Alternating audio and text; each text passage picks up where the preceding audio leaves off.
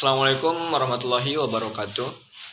Perkenalkan, saya Muhammad Arifin Hasibuan dari Fakultas Syariah dan Hukum, jurusan Hukum Tata Negara, angkatan 19. Baiklah, saya akan mempresentasikan tentang advokasi dan bantuan hukum. Pembahasan yang pertama yaitu bantuan hukum struktural. Bantuan hukum struktural dalam kurung BHS yang ditujukan selain untuk memberikan pendampingan hukum bagi masyarakat miskin yang berkasus, juga meningkatkan posisi tawar mereka melalui penyadaran hak-hak mereka dan mendorong perbaikan hukum untuk mengisi kebutuhan masyarakat yang terus berkembang. Berkaitan dengan status mereka yang miskin, sistem bantuan hukum yang dibangun oleh negara juga tidak berpihak kepada masyarakat miskin yang harusnya menjadi sasaran bantuan hukum. Negara dinilai pasif dalam hal pemberian bantuan hukum bagi kelompok masyarakat miskin ini. Bantuan hukum dikonstruksikan dalam berbagai perundang-undangan, hanya berfungsi jika masyarakat berhadapan dengan hukum di pengadilan.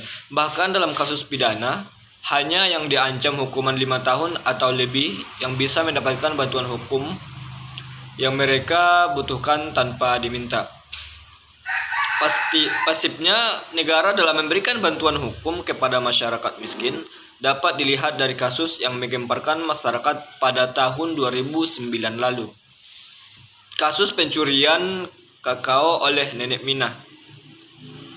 Nenek Mina seorang perempuan tua yang dituduh mencuri 3 kakao perusahaan perkebunan, mengikuti proses pengadilan tanpa didampingi oleh seorang pengacara, dan dia terpaksa mengeluarkan uang sendiri untuk biaya transportasi dari rumahnya ke pengadilan yang melebihi penghasilannya sehari-hari. Nenek Mina mengaku kepada wartawan bahwa dia tidak didampingi pengacara karena tidak tahu apa pengacara itu.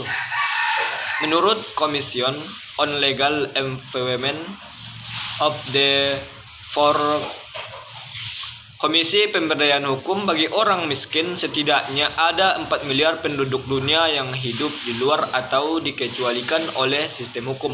Bahkan di negara maju seperti Amerika Serikat, pandangan bahwa hukum tidak bisa menjangkau seluruh masyarakat pernah dikemukakan oleh Presiden Jimmy Carter 3 dekade yang lalu. Masyarakat terutama yang miskin tidak berdaya karena faktor-faktor berikut ini. Kurangnya partisipasi dalam pengambilan keputusan. Yang selanjutnya, kurangnya akses terhadap informasi dan teknologi, prosedur peradilan dan administrasi negara yang tidak adil, tidak efisien, dan kurangnya penghargaan terhadap praktek sosial dan pengetahuan budaya.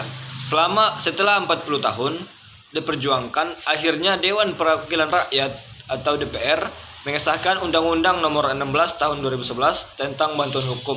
Dalam undang-undang ini, pertama kali negara secara tegas menyatakan akan memberikan dukungan dalam penyelenggaraan dan pendanaan terhadap pemberian bantuan hukum terhadap masyarakat miskin dan marginal. Undang-undang ini dianggap sebagai niatan baik pemerintah untuk menjamin hak warganya, sehingga persamaan warga negara di hadapan hukum bukan hanya menjadi jargon-jargon belaka. Dan yang kedua, pengertian bantuan hukum. The International of Legal Aid. Bantuan hukum adalah rencana yang diterima di bawah pelayanan profesi hukum yang memungkinkan untuk memastikan bahwa tidak ada seorang pun yang dikecualikan dari hak menerima nasihat hukum, atau jika memang dirasa perlu kuasa hukum dalam pengadilan atau pemeriksaan didasarkan pada alasan kurangnya sumber daya keuangan. Roberto Concepcion. Bantuan hukum adalah pengungkapan yang umum yang digunakan untuk menunjuk kepada setiap pelayanan hukum dan ditawarkan atau diberikan. Ini terdiri dari pemberian informasi atau pendapat mengenai hak-hak tanggung jawab dalam situasi tertentu. Sengketa litigasi atau proses hukum yang dapat berupa pengadilan, semi peradilan atau yang lainnya. Undang-Undang Nomor 16 Tahun 2011 tentang bantuan hukum. Bantuan hukum adalah jasa hukum yang diberikan oleh pemberi bantuan hukum secara cuma-cuma kepada penerima bantuan hukum.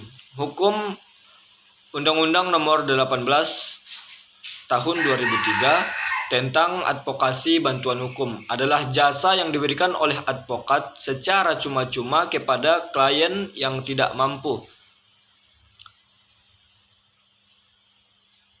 Tentang pemberian bantuan hukum secara cuma-cuma.